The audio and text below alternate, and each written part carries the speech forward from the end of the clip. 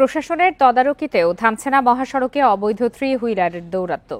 নিষিদ্ধ ঘোষিত ৩ চাকার এসব যানবাহনের বেপরোয়া গতি আর নিয়ম নীতির তোয়াক্কা না করায় সৃষ্টি হচ্ছে যানজট, পাশাপাশি বেড়ে চলেছে দুর্ঘটনায় প্রাণহানি। এ বিষয়ে আরো জানাতে এই মুহূর্তে কুমিল্লা থেকে যোগ দিয়েছেন সহকর্মী তানভীর খন্দকার। তানভীর, প্রতিবেদনেও দেখছিলাম যে সারা দেশে একই পরিস্থিতি, কোনোভাবেই এই ৩ চাকার যানবাহনগুলোকে নিয়ন্ত্রণ করা যাচ্ছে না। আসলে গাফিলতিটা কার বা কোথায়, যে তাদেরকে নিয়ম মানানো যাচ্ছে না, ড্রাইভারদেরকেও প্রশিক্ষণ দেওয়া যাচ্ছে না, অবাধে তারা মহাসড়কে চলাচল করছে?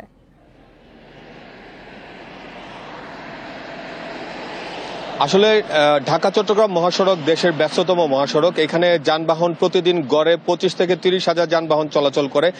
এই ভারী ভারী যানবাহনের সাথে কিন্তু পাল্লা দিয়ে নিষিদ্ধ থ্রি হুইলার চলছে, যেগুলো কিনা অটোরিকশা বা সিএনজি নামে পরিচিত।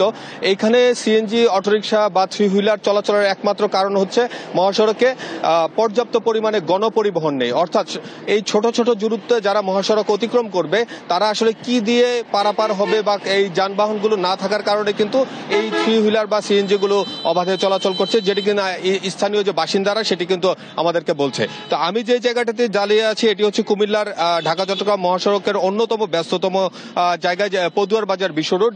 এই বিশ্ব রোড এলাকাটিতে আমি যদি দেখাই, এখানে শুধুমাত্র যে থ্রি হুইলার সোজা পথে যাচ্ছে সেটি কিন্তু না, উল্টো পথ থেকেও কিন্তু থ্রি হুইলার আসা যাওয়া করছে, যেটি কিনা ব্যাপক পরিমাণে আসলে ঝুঁকিপূর্ণ।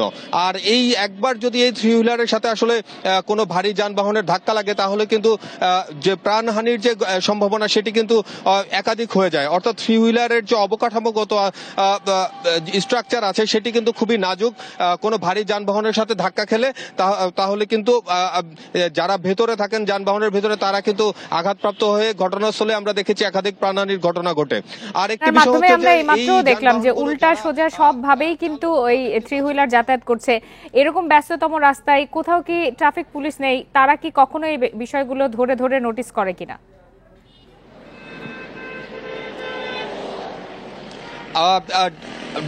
হাইওয়ে পুলিশের যেটি ভাষ্য, তারা বলছেন যে তারা গত এক বছরে আসলে 14,000-এর মতো থ্রি হুইলার আটক করেছেন বিভিন্ন জায়গা থেকে। তাদের আসলে জনবল সংকটের কথা তারা বলছে না, এবং তারা যেটি বলছেন যে আসলে মহাসড়কের পাশে সিএনজি ফিলিং স্টেশনগুলো হওয়ার কারণে আসলে এই সিএনজি বা অটোরিকশাগুলো আসলে চার্জের জন্য কিংবা সিএনজির জন্য তারা আসলে মহাসড়ক উঠে আসলে, কিন্তু আসলে এগুলো দায়সারা কথাবার্তা। আমরা দেখেছি যে মহাসড়কে যখন হাইওয়ে পুলিশ সতর্ক থাকে কিংবা ট্রাফিক পুলিশের পক্ষ থেকে যখন তাদের যে দায়িত্ব আসলে কঠোর করা হয়, নজরদারি কঠোর করা হয়, তখন কিন্তু মহাসড়কে আসলে এই থ্রি হুইলারের সংখ্যা কমে আসে। তবে একটি কথা ঠিক যে আসলে যেসব বাজার এলাকাগুলো আছে সেই সব এলাকাগুলোতে কিন্তু থ্রি হুইলারের চলাচলের পরিমাণ বেশি। সেখানে পুলিশ আসলে চেষ্টা করার সত্ত্বেও কিন্তু তাদের চোখ ফাঁকি দিয়ে এই থ্রি হুইলার সিএনজি আসলে চলে আসে।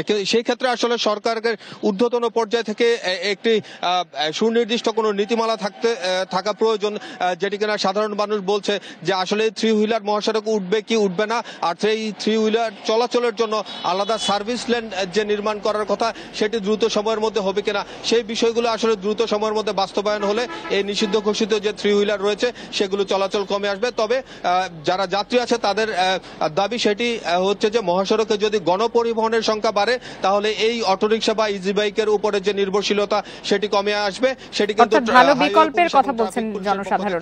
তানভীর খন্দকার, আপনাকে অনেক ধন্যবাদ।